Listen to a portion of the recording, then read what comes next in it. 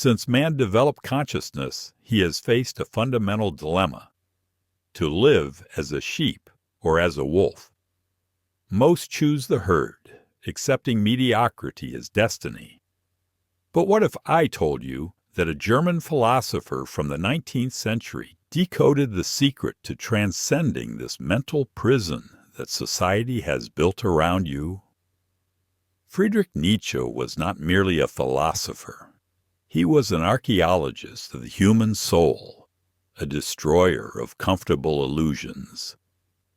His words were like lightning piercing through the fog of conformity. Nietzsche observed something most prefer to ignore. We live in an age of weak men who settle for imposed values, who seek approval instead of excellence. He called this herd morality, a silent conspiracy that keeps you small, predictable, and controllable. You feel it, don't you? That sensation that you're living the life others designed for you. Following rules you never questioned. Pursuing goals that were never truly yours. In the next 18 minutes, we won't just quote beautiful aphorisms. We'll dive into Nietzsche's mind and extract a practical manual for your own transvaluation, your transformation from herd to sovereign individual. Prepare yourself, for the knowledge you're about to receive is not for everyone. It's for those who have the courage to look into the abyss and discover that the abyss also gazes back. First principle: become who you are. The law. The principle. Nietzsche proclaimed, become who you are. But this is not an invitation to self-deception. It's the most radical call in philosophy. Discover your authentic nature and live according to it, regardless of others' approval. The philosophical deconstruction. Why does this work? Because most people live a borrowed life. They've internalized the values of family, society, religion, but never questioned whether these values correspond to their essential nature. Nietzsche understood that human suffering comes from this dissonance between what we are and what we pretend to be. Main case study. Consider the case of Leonardo da Vinci. Born a bastard in an era when this was a mark of social shame, society expected him to accept an inferior position. But Leonardo looked within himself and saw something different, a multifaceted genius. He didn't ask permission to be an artist, inventor, anatomist. He simply became. While his contemporaries followed prescribed paths, Leonardo created his own path. Result? He transcended his era and became immortal. Contemporary application. Today, you face the same choice. How many times do you diminish your ambitions to not appear pretentious? How many times do you hide your talents to not disturb the mediocre? This is herd morality in action. The arsenal, practical application. First tactic. Conduct a brutal audit of your values. Ask yourself, did this come from me or was it implanted by others? Second tactic. Practice noble indifference. Act according to your nature, regardless of others' opinions. Second principle. Amor fati, love your fate. The law. The principle. Amor fati, love your own fate. Nietzsche didn't preach passive resignation, but active acceptance of everything that happens as necessary for your evolution. The philosophical deconstruction. This works because resistance to what has already happened is the source of all unnecessary suffering. When you embrace each experience, pain, betrayal, failure, as an essential part of your journey, you free yourself from the victim's role and assume the creator's role. Main case study. Roman Emperor. Marcus Aurelius faced plagues, wars, and betrayals. He could have become cynical or cruel. Instead, he wrote, "Receive without pride, let go without attachment." Each adversity became an opportunity for inner strengthening. When his wife died, he didn't question the gods. He honored her memory by living with even greater purpose. He transformed tragedy into wisdom. Contemporary application. Were you betrayed by a partner?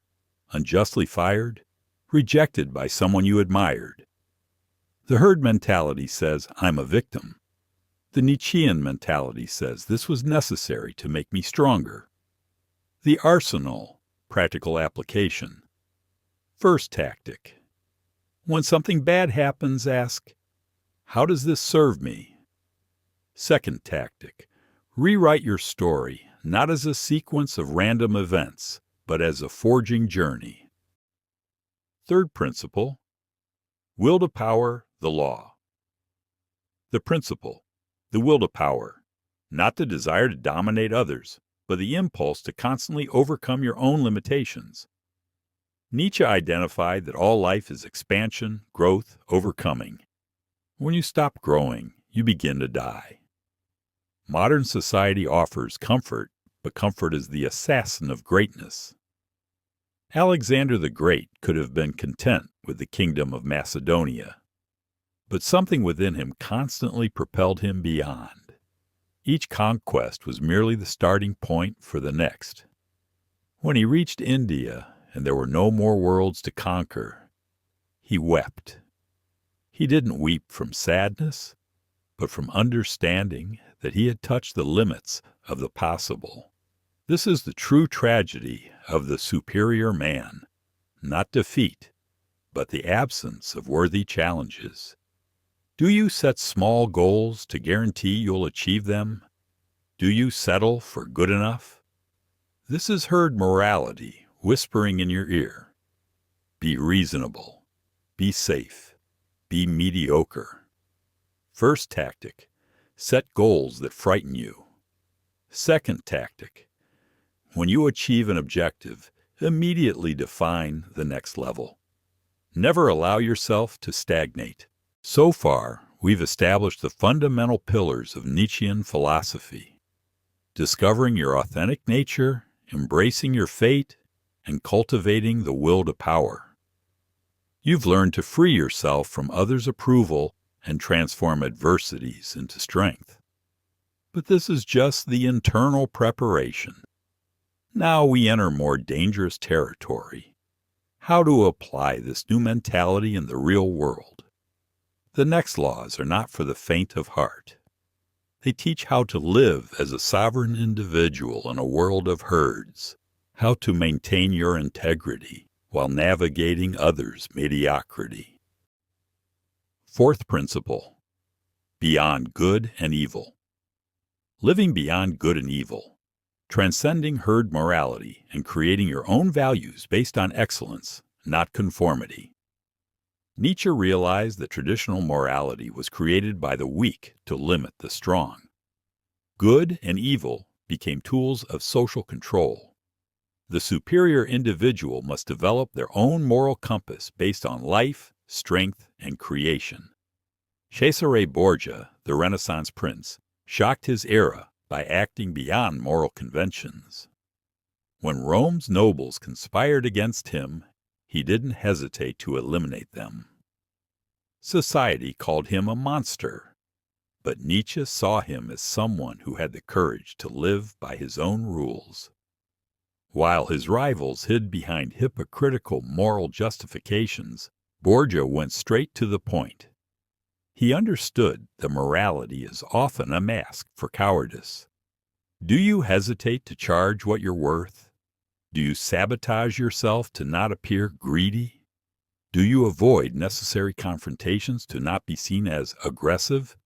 This is herd morality limiting your potential. First tactic. Question every moral rule you follow. Ask, does this serve me or limit me? Second tactic.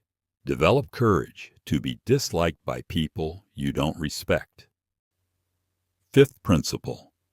The eternal recurrence. The test of eternal recurrence. Live as if each moment would repeat infinitely. Only choices you would make eternally are worthy of a superior spirit. This is the most powerful filter for decisions. When you imagine reliving each choice infinite times, you automatically eliminate the mediocre, the cowardly, and the petty. Only what is truly worthy of your nature remains. Socrates, when condemned to death, had the opportunity to flee. His friends had prepared everything, but he intuitively applied the test of eternal recurrence. If I flee now, can I live with this decision forever? He chose to drink the hemlock, not from stubbornness, but because he knew that fleeing would betray everything he had lived for. His death became more powerful than his life. Do you lie in inconvenient situations? Do you betray agreements when no one is watching? Do you choose the easy path instead of the right one? Imagine repeating these choices eternally. First tactic. Before any important decision, ask, would I do this eternally? Second tactic. Eliminate from your life everything that wouldn't pass this test. Sixth principle. Creative solitude. The superior individual must cultivate creative solitude, periods of isolation necessary to avoid contamination by the herd's mediocrity. Nietzsche understood that originality dies in crowds. When you're constantly exposed to others' opinions and energies, you lose contact with your inner voice. Solitude is not punishment. It's laboratory. Nikola Tesla, the genius inventor, spent years in voluntary isolation. While his contemporaries lost themselves in social life, he conversed with his ideas. In that solitude, he invented technologies that changed the world. He said, "Be alone. That is the secret of invention. Be alone. That is when ideas are born." His greatest creation wasn't a machine, but a method of thinking free from external influence. Are you afraid to be alone? Do you constantly need external validation? Do you feel anxiety when not connected to social media? This is herd dependency. First tactic. Reserve at least 1 hour daily for complete solitude. No phone, no entertainment, just you and your thoughts. Second tactic. Practice an opinion diet. Periods where you don't consume others' opinions. We've traveled together the path that Nietzsche opened for those with courage enough to abandon the herd's security. You've learned to discover your authentic nature, embrace your fate, cultivate the will to power that propels you beyond your limitations. You've seen how to transcend herd morality and create your own values, how to use eternal recurrence to filter only what's worthy of your superior nature, and how creative solitude is the laboratory where originality is born. Together, these principles form a complete system, not just a philosophy, but a way of living that definitively separates you from the mass of mediocre men. But remember, this knowledge is a double-edged sword. It can be used to elevate yourself or to corrupt yourself. Nietzsche warned about the danger of becoming what you fight against. True overcoming is not dominating others, but dominating yourself. Use these laws to protect yourself from mediocrity, to rise above the common, to create instead of merely consuming, but never to crush those who haven't yet awakened. The true Superman doesn't need to diminish others to appear great. In the comments, share which of these Nietzschean principles resonates most deeply with you and why. Which one represents the greatest challenge for your personal transformation? If this journey of self-mastery and transcendence resonates with you, subscribe to the channel to continue unveiling the secrets of transformative philosophy.